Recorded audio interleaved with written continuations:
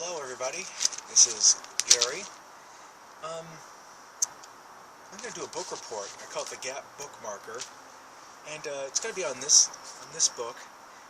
It's called To the Letter by Simon Garfield. It's the history and evolution of the letter and the role it played in the world. But first, I just had to make a comment about this. My partner's ARP magazine came in a couple weeks back, and it, of course, it's got the feature with Cyndi Lauper on it, and this whole thing about surviving the 80s. Now, I don't know, I lived through the 80s, I graduated high school in the 80s, and it, as a fully fledged member of Generation X, it's kind of weird being targeted like this by the over 50 set, but hey, no one's immortal.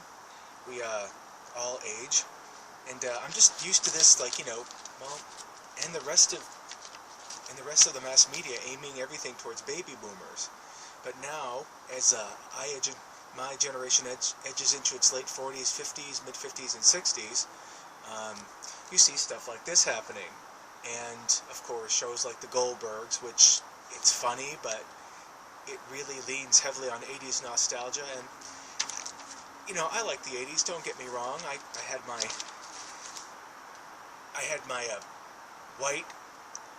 white prom tux with my pastel blue Miami Vice cummerbund, and my hair was all like super feathered back. Not quite so much now, and it was a lot of fun. I enjoyed it. I embraced the time period that I was in. It was cool, but I don't like to. I don't know, it just makes me feel a little bit uneasy, but I guess it's to be expected. And speaking of which, speaking of throwbacks and retro and everything like that, I've recently gotten into something called synthwave.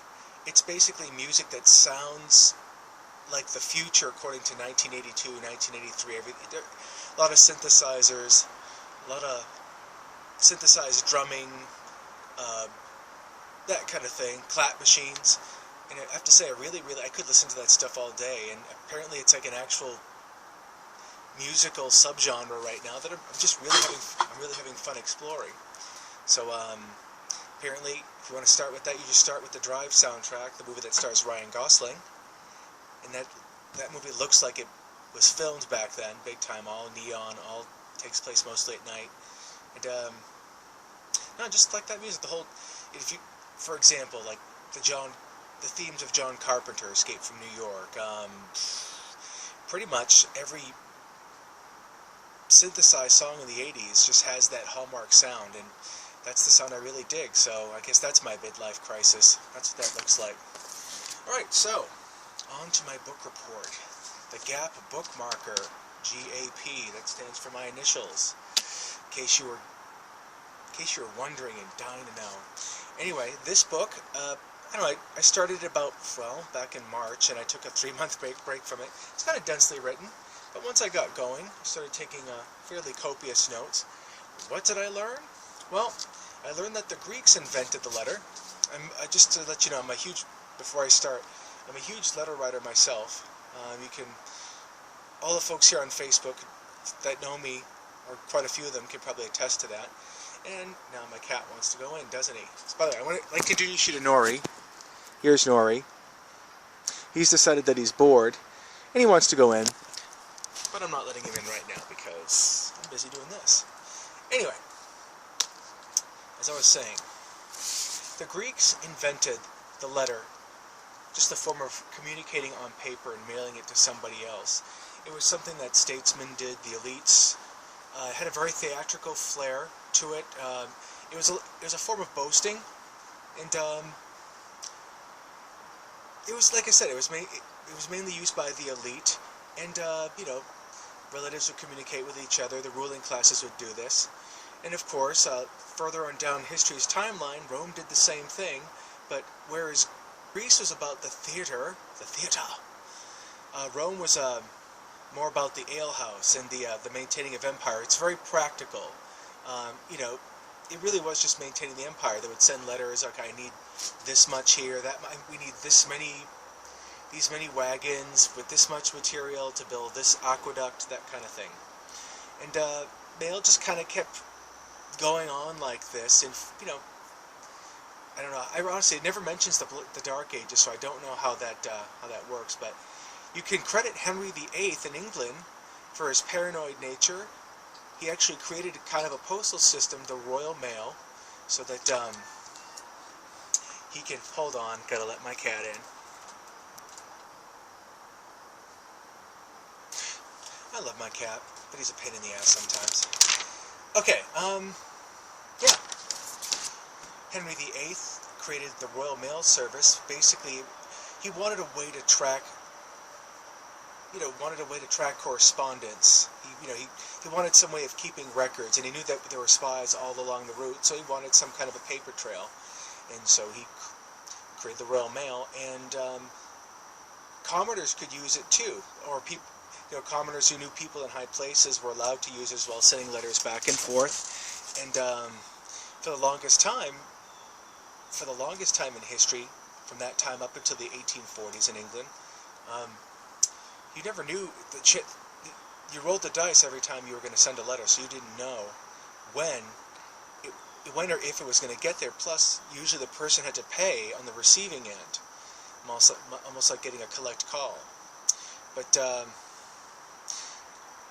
Rowland Hill, his name was. He was a civil servant in the United Kingdom in the late 1830s. He conducted his own studies of the postal system in England, which he thought was really wanting, and it was getting heavily criticized. He, in effect, created prepaid postage, and once that change got issued through, letter writing shot up quite a bit. Let's see, it was on Friday, May 1st of 1840, the penny black and the 2 pence blue went on sale, and mail use really went up. So yeah, you can write a letter, you can send a letter, put a stamp on it, and mail it off. And in England's postal system was the envy of the world at the time, because it used to run several times a day. And up until recently, it still did. The mail would come like 2 or 3 times a day. I understand it's just one delivery now, much like us. So, anyway, someone called Anthony Trollope supposedly created the pillar box, which is their version of the mailbox, and it was a central collecting, central gathering place. You could put your letters, and a postman would pick them up, and off it went. Like I said, it was the envy of the world. And also in this book, and it's pretty much continued up until today. And in the book, there's like a series of letters between a gent named Christopher. I think he was with the Royal Navy or Royal Air Force, with letters going back and forth to his soon-to-be wife, just to kind of illustrate how letters connect us. I also learned that letters between literary figures, like Jane Austen or Virginia Woolf, they go for big money on auctions, and they're considered sort of like the icing on the cake if you're a real big fan of a particular writer. I admit I've never read Jane Austen, I've never read Virginia Woolf, or Anais Nin, but apparently their letters really help to fill in the gaps as to, the mystery behind them, because, many writers are tortured souls, and Anais Nin definitely was. She ended her own life, and the letters between her, and I forget his name, a fellow writer that she used to write to, he registered his shock through the letters he sent to friends and family, and I don't know, it lent a depth. With letter writing, it allows you to explore your feelings and just get right to the core of it, versus like an email or a text, that kind of thing. Texts are fine, email's fine. I love Facebook, as you folks know, but there's just something about a letter. I also learned that Lewis Carroll, he was so much of a letter writer, the writer, author of Alice in Wonderland and Through the Looking Glass. He was such a letter writer that he made his own little custom wallet that would hold all different kinds of stamps of different denominations, so you could send them out. He was thinking that it was going to get mass produced. It was such a great idea. I don't believe it ever did, but that's how prepared he was. He even wrote a pamphlet on it. He even wrote a pamphlet on how to write the perfect letter, like write slow, make sure your handwriting is legible, write out the envelope, put the stamp on first so you're not rushing around looking for an envelope later. I also learned that right up until about Jane and Jane Austen's area, most novels are written in the letter format, meaning the novel unfolded through the form of the characters' letters being sent back and forth. I did not know that. She used it as a part of her narrative structure. I understand like letters play a huge part in those. They also do in Shakespeare too. Empires fall, loves crumble, at the receipt of a letter that could.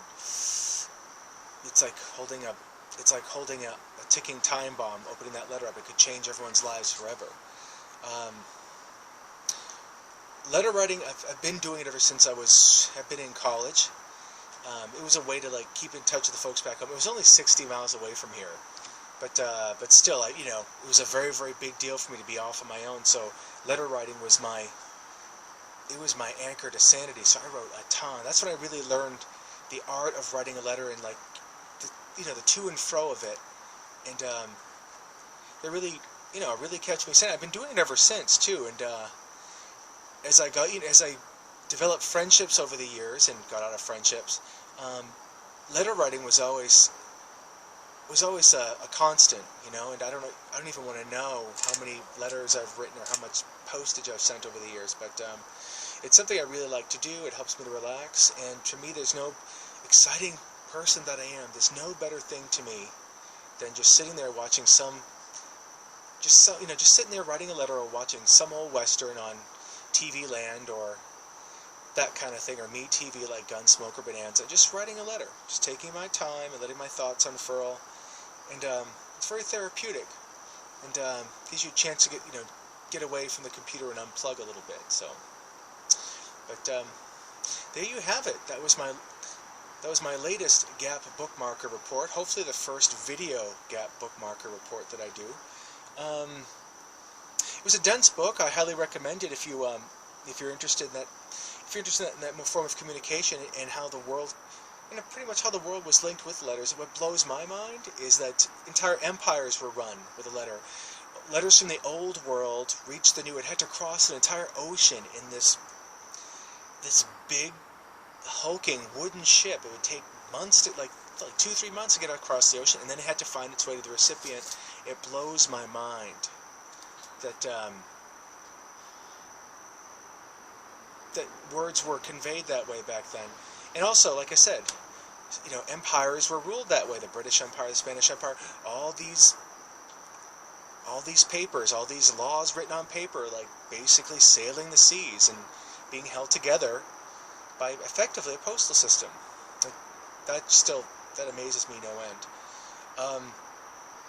Anyway, take care of yourselves. I hope this book report didn't bore you too much, and let me know what you think. And one thing I would have liked to have added to this. There's a book on the history of the U.S. Postal Service that I have to pick up on Amazon. Hopefully it'll address the whole Pony Express thing, because I kind of wanted to read about that, but it was mostly UK based, so maybe the postal system book will cover that. But okay, have a good day and take care, ladies and gentlemen.